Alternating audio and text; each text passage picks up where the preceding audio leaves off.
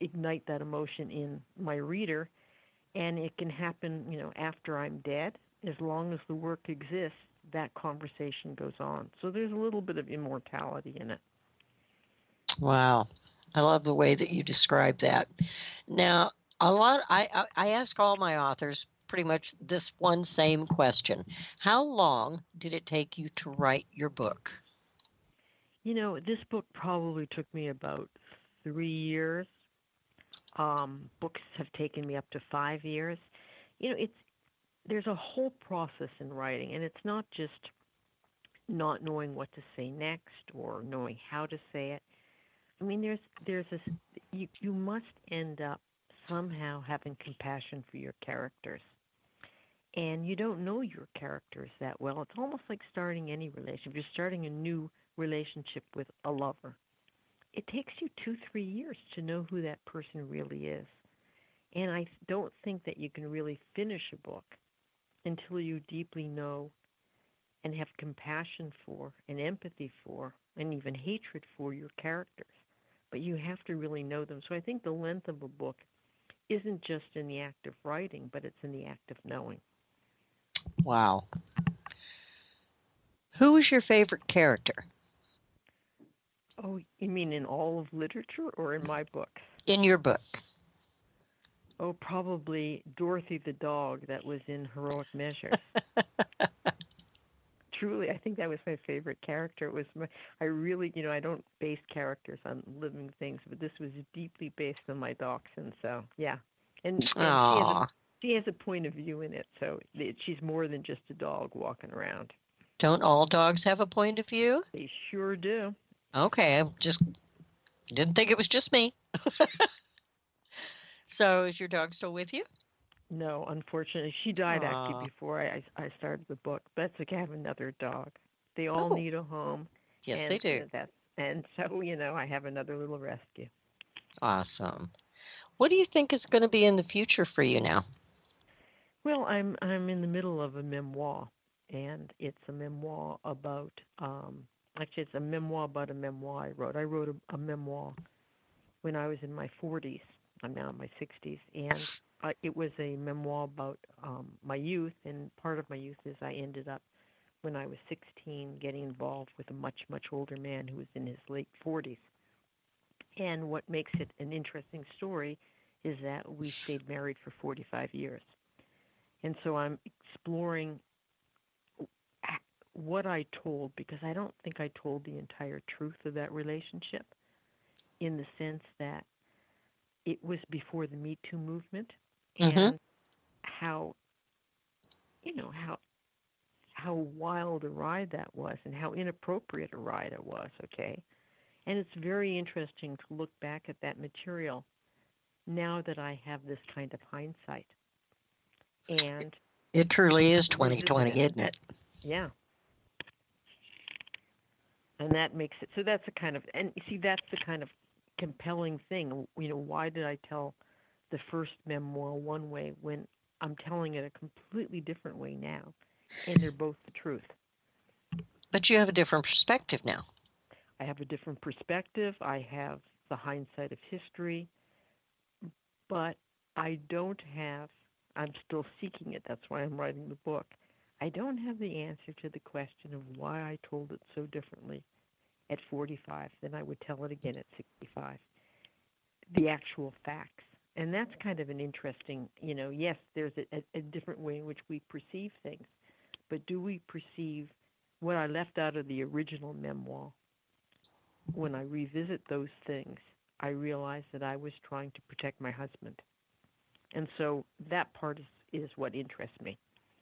Well, I think that might be part of the answer because when you are younger, you do look at things a little bit differently because you're still feeling somewhat immortal and untouchable, but yet a little jaded about your experiences, I think.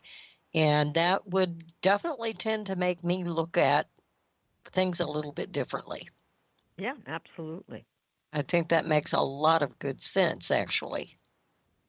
And also, times were different. I mean, the the beginning of my relationship took place in the early 1970s, which was, a wild time. And I wrote it in the 90s when it was a very different time. And now today it's an entirely different world. So, also there's that kind of social outlook on relationships that I think come in and change one's focus about things. I agree. I think there's a lot to be said for that. When people go to find your book, is there a particular category that they look under? Where are your books found? Well, they're found usually in bookstores, but the truth of the matter is bookstores only can carry a book for 3-4 months. Oh, I didn't know that. There's just not enough shelf space as each new, yes, you can go find a book in some of the back stacks, but so most of the time people end up buying books that are not, like if they're buying an older book, they go online or they order one from their bookstore. But it's not, in the olden days when there were tons and tons of bookstores, it was a very different thing. Wow, I did not know they did not continue to carry them after a while. I would have thought they could put them on the shelf until they sell. Well, there are bookstores that do that, and those are really rich and incredible stores. And there's there are many of those stores, but there are fewer and fewer of those stores. And so I think, like, I live in Gainesville, Florida, and honestly, we don't have a major bookstore here. This is a university town. And so, it's an astonishing thing that this town cannot even, hold a bookstore in it.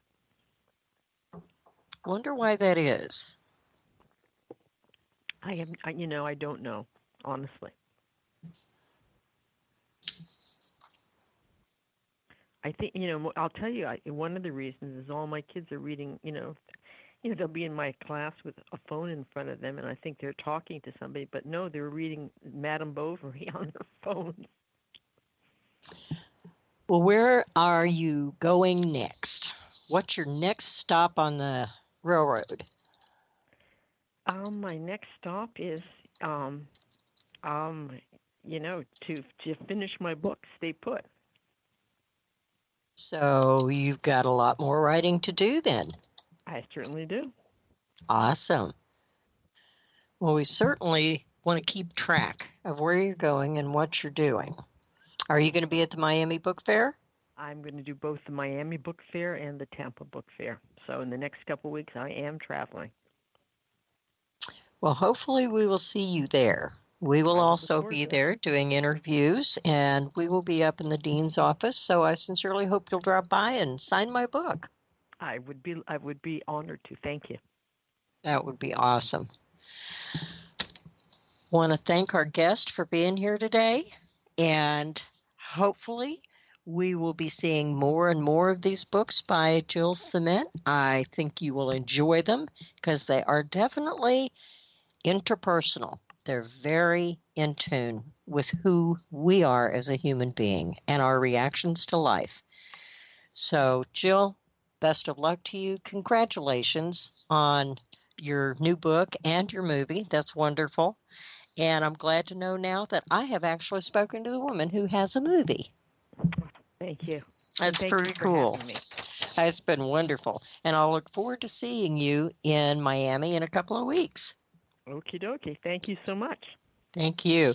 Folks, you've been listening to Society Bites Radio, and I'm your host, Kate O'Neill.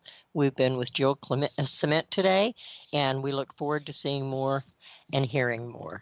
Until next time, keep reading.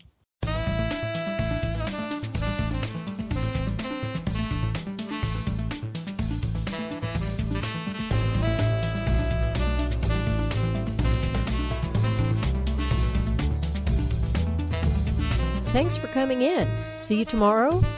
Remember, the topic is always hot. And oh hey, don't forget your change.